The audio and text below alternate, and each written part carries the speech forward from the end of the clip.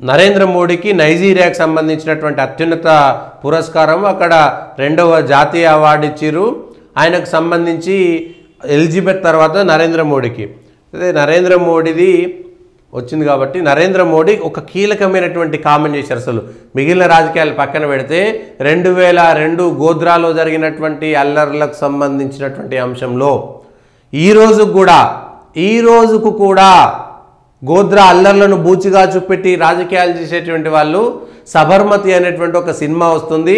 ఆ సబర్మతి ఫైల్స్కి సంబంధించినటువంటి సినిమాను ఉదహరించి నరేంద్ర మోడీ ఆయన అకౌంట్లో ట్వీట్ చేశారు. చాలా కీలకమైనటువంటి రాజకీయంగా అతను మాట్లాడకపోయినా చాలా క్లియర్గా చెప్పారు. Well said. ఈ సబర్మతికి సంబంధించినటువంటి దాంట్లో ఈ ఒక అలోక్ భట్ అయినటువంటి వ్యక్తి ట్వీట్ చేసి ఆ సబర్మతిలో జరిగినటువంటి అంశాలకు సంబంధించినటువంటి సబర్మతి ఫైల్స్ ట్వీట్ చేస్తే ఆ ట్వీట్ను మళ్ళీ ట్యాగ్ చేస్తూ well said, it is good that this truth is coming out and that too in way common people can see it.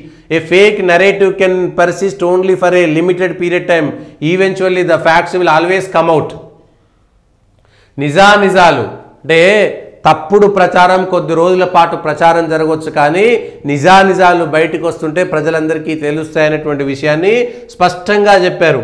నిజాలు బయటకు వస్తున్నాయని ఈ ట్రైలర్, అంటే ఈ సినిమాను ఆల్రెడీ ప్రధానమంత్రి చూసుంటారు, విషయం తెలిసుంటుంది. ఆ తర్వాత ట్రైలర్ చూశారు. ట్రైలర్లకు సంబంధించినటువంటి అంశాలు కూడా ఉన్నాయి. గోధ్రాలో అల్లర్లు జరగడానికి ముందుగా కరసేవకులు ఉన్నటువంటి రైలు పైన యాసిడ్తో పెట్రోల్తో దాడి చేసినటువంటి వాళ్ళ వివరాలను, ఆ దాడి ఏ మూల కారణమైతే ఉందో దాన్ని పక్కకు నెట్టి, ఎందుకంటే అక్కడ అల్లర్లు జరగడానికి కారణం అక్కడ ఉన్నటువంటి కరసేవకుల పైన ఆ రైలు పైన దాడి చేసి 58 మంది సజీవ దహనానికి కారణమైనటువంటి సంఘటన. ఆ తర్వాత ఆ సంఘటన బేస్ మీద అక్కడ అల్లర్లు చెలరేగినటువంటి మాట వాస్తవం. కానీ ఆ అల్లర్లు మాత్రమే చేసిరు. ఒక వర్గం వాళ్ళు ఇంకో వర్గాన్ని మొత్తం అది చేసిరు, ఒక ఎంపీని వీళ్ళను వాళ్ళనని ఇక దొరికిందే సందుగా ఈ దేశంలో హిందూ వ్యతిరేక శక్తులన్నీ కూడా, లేకపోతే ఉదారవాదులు, లిబరల్స్, భారతదేశ వ్యతిరేకులందరూ కూడా మొదలుపెట్టి అదే గోధ్రా అల్లర్లను చూపిస్తారు. కానీ సమస్యకు మూల కారణం ఎక్కడొచ్చింది, ఎవరు రెచ్చగొట్టిరు? అంతకుముందు ఒక 58 విలువైనటువంటి ప్రాణాలను రైల్లో సజీవంగా తగలబెడితే ఆ సంఘటనను మొత్తం పక్కకు నెట్టేసి అది కాదు తర్వాత జరిగినటువంటి సంఘటనే మూల కారణమైనటువంటి విధంగా ఒక్కరు కూడా చెప్పకపోవడం. ప్రధానమంత్రిగా ఉన్నప్పుడు ఈ సినిమా రావడం, నిజానికి గుజరాత్లోనో ఇంకెప్పుడో సినిమా తీసుకోవచ్చు, కానీ సబర్మతి ఫైల్స్ 20 ఏళ్ల తర్వాత ఆ సినిమా వస్తే ఆ సినిమాకు సంబంధించినటువంటి అంశాన్ని ట్యాగ్ చేస్తూ స్వయంగా ప్రధానమంత్రి ఈయన చెప్పినటువంటి విషయాలు ఏంటంటే, ఈ గోధ్రాకు సంబంధించి the effort is particularly commendable because it brings out the important truth of one of the most shameful events in our recent history. The makers of the film handled this issue with a lot of sensitivity and dignity. On a larger point, it is worth introspection for all of us to how the brutal burning of passengers of Sabarmati Express was turned into a political minefield by a vested interest group who saw it as a means to tarnish the image of the one leader. Their ecosystem peddled one lie after another and other just to satisfy their own petty agenda. Finally, 59 innocent victims got to speak for themselves. Yes, as they say, truth alone triumphs. This movie is indeed a fitting tribute to those 59 innocent men, women and children we lost that February morning అని నరేంద్ర మోడీని tag చేస్తూ ఆ 59 మంది సబర్మతి ఎక్స్ప్రెస్లో ఎవరైతే సజీవ దహనానికి గురయ్యారో, ఆ సజీవ దహనం కారణంగా గుజరాత్లో గోధ్రాలో అల్లర్లు జరిగితే, గోధ్రాలో జరిగినటువంటి అల్లర్లు వీళ్ళు వాళ్ళని మాత్రమే హత్య చేశారనేటువంటి ఒక మాట చెప్పారు తప్ప, అంతకుముందు జరిగినటువంటి సబర్మతి ఎక్స్ప్రెస్లో 59 మంది అమాయకమైనటువంటి ప్రజలని మట్టుబెట్టినటువంటి విషయాన్ని పక్కకు పెట్టినటువంటి చరిత్రని ఒక్కసారిగా పైకి తీసిరు. దీనిపైన ప్రధానమంత్రి స్వయంగా స్పందించడం అనేటువంటిది రాజకీయంగా కీలకమైనటువంటి అంశం. రాజకీయంగా కీలకమైనటువంటి అంశం.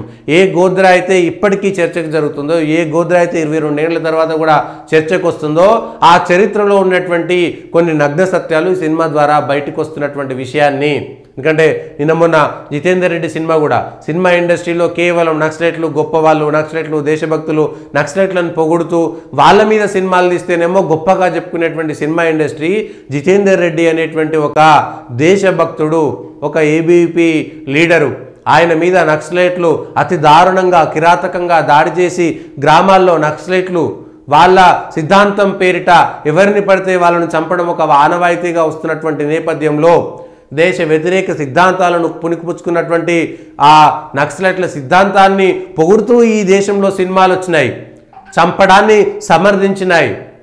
కానీ ఇవాళ అదే జితేందర్ రెడ్డి సినిమా వస్తే సినిమా ఇండస్ట్రీలో ఒక్క పెద్ద సినిమాకు సంబంధించినటువంటి నాయకులు కానీ ప్రతినాయకులు కానీ సినిమా నటులు ఒక్కరు కూడా దానికి మద్దతుగా రాలేదు. కానీ అదే నక్సలైట్లకు మద్దతుగా అనేక సినిమాలు తీస్తే ఆ సినిమాలకు సంబంధించి అంటే సినిమా ఇండస్ట్రీలో దేశభక్తులు కాకుండా దేశ వ్యతిరేకులు ఉన్నారు అనేటువంటి విషయాన్ని కూడా ఆలోచించాలి. సినిమా పేరిట హిందువులపైన, హిందువుల యొక్క సిద్ధాంతాలపైన, హిందువుల యొక్క విశ్వాసాలపైన జోకులుగా వెకిలి చేష్టలు వేసుకుంటున్నటువంటి వాళ్ళందరికీ కూడా కనువిప్పు జరగాల్సినటువంటి అవసరం ఉంది. అదేదో సినిమా ఫ్రీడమ్ అనేటువంటి దాన్ని తీసుకొని వెకిలుగా చేసినటువంటి అనేకమైనటువంటి సినిమాలు ఇవాళ బయటకు వస్తున్నాయి. విలన్లంతా కూడా పూజలు చేస్తారని, విలన్లంతా కూడా హిందువులుగా ఉంటారని, కానీ మానవత్వులంతా వేరే మతంలో ఉంటారనేటువంటి విధంగా తీసుకువచ్చి హిందూ ఆ జీవన విధానం ఎందుకు పనికిరాదనేటువంటి విధంగా సినిమాలు తీసుకువచ్చినటువంటి అనేక సినిమాలు తెలుగులో కానీ బాలీవుడ్లో కానీ ఎక్కడి పోయినా ఉన్నటువంటి ప్రతి సినిమాలో స్వేచ్ఛ పేరిట, సినిమా ఫ్రీడమ్ పేరిట వాళ్ళకు వచ్చేటువంటి సినిమా క్రియేటివిటీ పేరు మీద జరిగినటువంటి దాడులన్నిటినీ ఇవాళ కశ్మీర్ ఫైల్స్ కానీ ద కేరళ స్టోరీ కానీ, ఒక జితేందర్ రెడ్డి సినిమా కానీ, లేదంటే ఒక యురికి సంబంధించినటువంటి సర్జికల్ స్ట్రైక్ సినిమా కానీ, లేదంటే ఒక సబర్మతి ఫైల్స్కి సంబంధించినటువంటి సినిమా కానీ రావాల్సినటువంటి అవసరం ఉంది. స్వేచ్ఛ పేరు మీద ఇవాళ రావణాసురుణ్ణి కొలుస్తూ రావణాసురుడు గొప్పగా ఉన్నాడనేటువంటి చెప్పుకునేటువంటి స్వేచ్ఛ ఉన్నటువంటి దేశంలో ఇవాళ సబర్మతి ఫైల్స్ నిజాలు బయటికి రావడానికి 22 ఏళ్ళు పట్టింది. అది బీజేపీ అధికారంలో ఇన్ని రాష్ట్రాల్లో ఉండి కేంద్రంలో అధికారంలో ఉంటే కూడా ఇట్లాంటి సినిమాలు రానటువంటి పరిస్థితి ఎందుకు వచ్చిందో ఒకసారి అర్థం చేసుకోవాల్సినటువంటి పరిస్థితి. కానీ నరేంద్ర మోడీ చాలా స్పష్టంగా ప్రధానమంత్రిగా ఉండి సబర్మతికి సంబంధించినటువంటి ఫైల్స్ అనేటువంటి పేరుతో వచ్చినటువంటి ఈ సినిమాని ట్యాగ్ చేయడం అనేటువంటిది దేశవ్యాప్తంగా మరొకసారి చర్చకు వస్తుంది. నరేంద్ర మోడీ గారు ప్రధానిగా ఉండి చాలా స్పష్టంగా నిజాలేమిటనేటువంటి విషయాన్ని చెప్పారు. నిజాలేంటి? It is good that truth is coming out. అంటే ఇన్నాళ్ల పాటు నిజం బయటికి రాలేదా? మీడియా పేరు మీద, ఇంకొక ఇన్వెస్టిగేషన్ పేరు మీద జరిగినటువంటి కూడా అబద్ధాలే.